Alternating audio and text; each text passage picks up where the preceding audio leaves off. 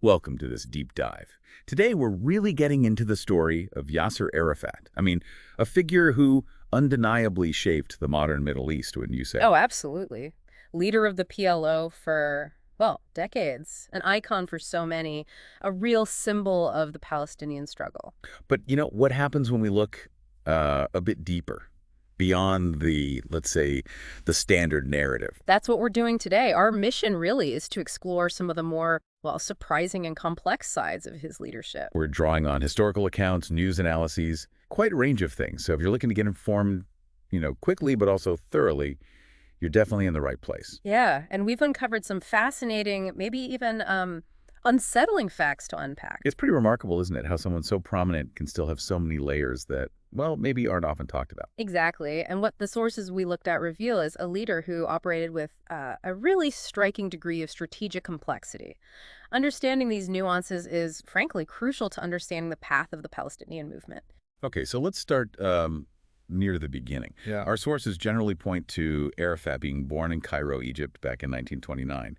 Though, interestingly, even his exact birthplace is sometimes disputed. Right. But what's not disputed, what's really undeniable, is his early and, well, profound connection to the Palestinian cause. Yeah, this wasn't just a passing interest for him. It was a lifelong dedication, apparently right from a very young age. And that early commitment, it was clearly a driving force. A really key moment was his co-founding of Fatah. Ah, Fatah, right. Yeah, and it's important to understand that Fatah's core idea, it really centered on Palestinian self-determination achieved through their own efforts. Primarily, armed struggle. So less reliance on other Arab nations. Kind of this focus on direct action rather than just, say, relying solely on pan-Arab unity. That was a big factor in them eventually taking the lead within the broader PLO, the Palestine Liberation Organization. Which brings us neatly to 1969, a pretty pivotal year. Arafat becomes chairman of the PLO. And this wasn't just some symbolic title, was it? Not at all. It gave him immense authority over, well, practically all aspects of Palestinian affairs. He became the central figure,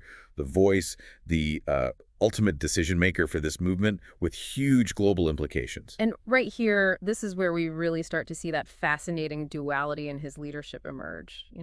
How so? Well, publicly, he was the unwavering advocate for liberation, powerful speeches, rallying international support, that sort of thing. Okay, yeah. But at the same time, the sources we've looked at, they point to this complex web of clandestine negotiations and alliances, relationships that, frankly, often didn't quite match up with his public statements. Right. This is where it gets really, really interesting.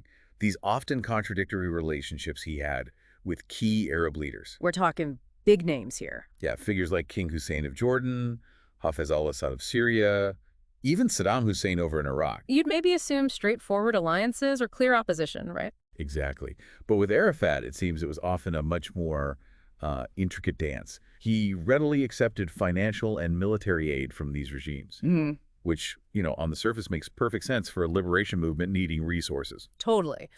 However, the evidence really suggests these relationships weren't built on, let's say, steadfast loyalty. Meaning? Well, when Arafat's own objectives clashed with the interests of these leaders, he wasn't shy about acting against them. Ah, okay.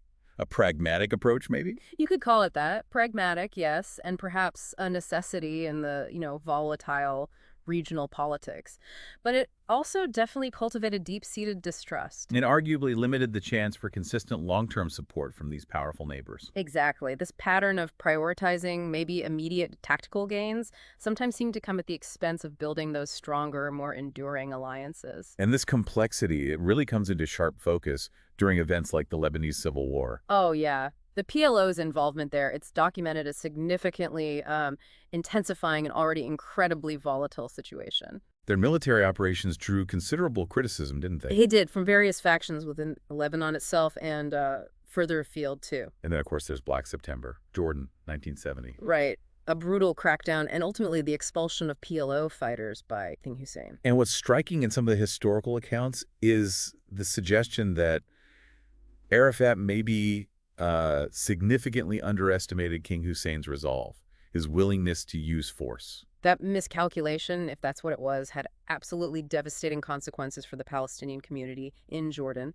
and, well, it led directly to the PLO being driven out of the country. So alongside this image of the revolutionary icon, we start seeing these controversial decisions, these potential misjudgments stacking up. And one of the most significant areas of controversy, it has to be said, involves the allegations of corruption and financial mismanagement. Yeah, our sources detail pretty widespread claims of misuse of PLO funds, all under Arafat's direct control. We're talking potentially billions of dollars in donations and aid over the years. And what's particularly notable, really, are the reports of secret bank accounts held in his name, supposedly containing hundreds of millions of dollars. Wow. And these funds were allegedly used for what? Personal gain? Mm. Or securing loyalty? Both, according to the allegations. Used for personal benefit or strategically to secure the loyalty of key figures within his inner circle. This creates a really stark and, frankly, uncomfortable contrast. A really jarring contrast, as you say. You have Arafat living in, well, relative comfort, while a huge portion of the Palestinian population was enduring incredibly harsh economic conditions. The accusations, they paint a picture of a leader who might have prioritized his personal wealth and maybe his political survival, possibly at the expense of the very people he was supposed to be representing. It really makes you wonder, doesn't it, about the internal dynamics and the huge challenges of maintaining accountability within such a long-standing liberation movement. Yeah, it certainly raises fundamental questions about leadership in those kinds of struggles. How do leaders navigate the complexities of, funding, accountability, and keeping the trust of their people over decades of conflict? It's a massive challenge. Okay, let's shift gears a bit. Let's turn to a major turning point. The 1993 Oslo Accords, signed with Israeli Prime Minister Yitzhak Rabin. A huge moment, yeah. On the surface, this looked like a monumental step towards peace, right? A framework for a potential Palestinian state.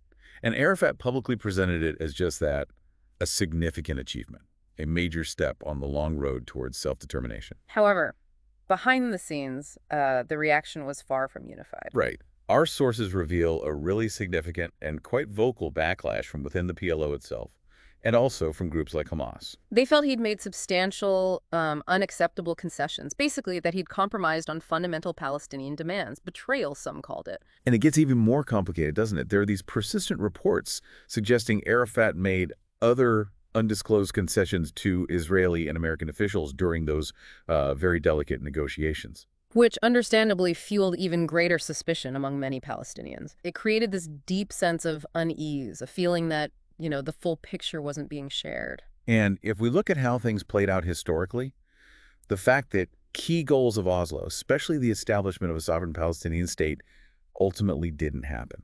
Yeah, that raises serious questions, doesn't it, about the effectiveness of the accords themselves and, critically, Arafat's role in their eventual stagnation. Critics argue his inability or maybe unwillingness to fully implement certain parts or enforce the agreed-upon terms contributed significantly to that failure. It's a key point of debate, for sure. Then fast forward a bit, we have the Second Intifada, kicked off in 2000. Right. And our sources suggest a notable shift in Arafat's approach during this period. How so? Because publicly, he was condemning violence against Israeli civilians, wasn't he? He was, publicly condemning it.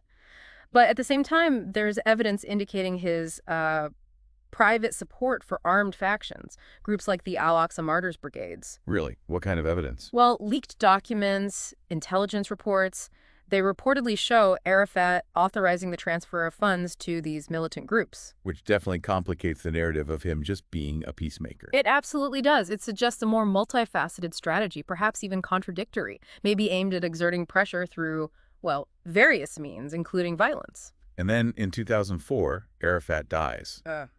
And the circumstances around his death, they remain a subject of really intense debate, even today. Yeah, the official cause was reported as a stroke resulting from a blood disorder.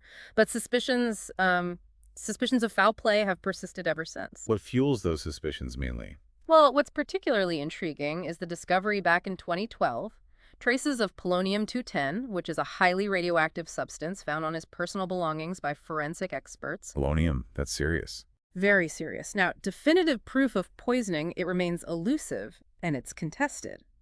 That discovery undoubtedly reinforced the belief for many, many Palestinians that he was assassinated. Possibly by external actors, foreign intelligence agencies, that sort of thing. That's the prevailing theory among those who believe he was poisoned, yes. And his death, as you kind of alluded to earlier, it created a significant power vacuum within the PLO, didn't it? It really did. Led to internal divisions, further highlighting the intricate and often contentious dynamics of Palestinian leadership that existed even before he died. So when we try to sum up Arafat's legacy, it's just far from a simple picture, isn't it? Not simple at all. He is simultaneously remembered as this heroic figure, right? An enduring symbol of Palestinian resistance and that long, long struggle for self-determination. But on the other hand, the sources we've examined present a pretty compelling case for a more, well, flawed leader. Flawed, yeah. Someone whose decisions, the secret alliances, the alleged financial issues, the shifting strategies may have ultimately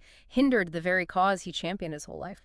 It really challenges you, the listener, to try and reconcile these completely contrasting perspectives. Precisely. And gaining an understanding of these less visible aspects, these complexities and contradictions, it offers a much more nuanced and I think ultimately more valuable insight into this pivotal figure and, by extension, into the ongoing history of the Israeli-Palestinian conflict. So as you reflect on Yasser Arafat, maybe consider how these hidden dealings, the accusations of deception, the internal power struggles, how might they shape your understanding of the current landscape? The landscape of the Israeli-Palestinian conflict and the continued pursuit of self-determination. It's such a complex and, frankly, often tragic history. And Arafat's story is, well, a powerful illustration of just how complex it all is. Absolutely. We really encourage you to continue exploring the historical context and the many, many different perspectives on this truly consequential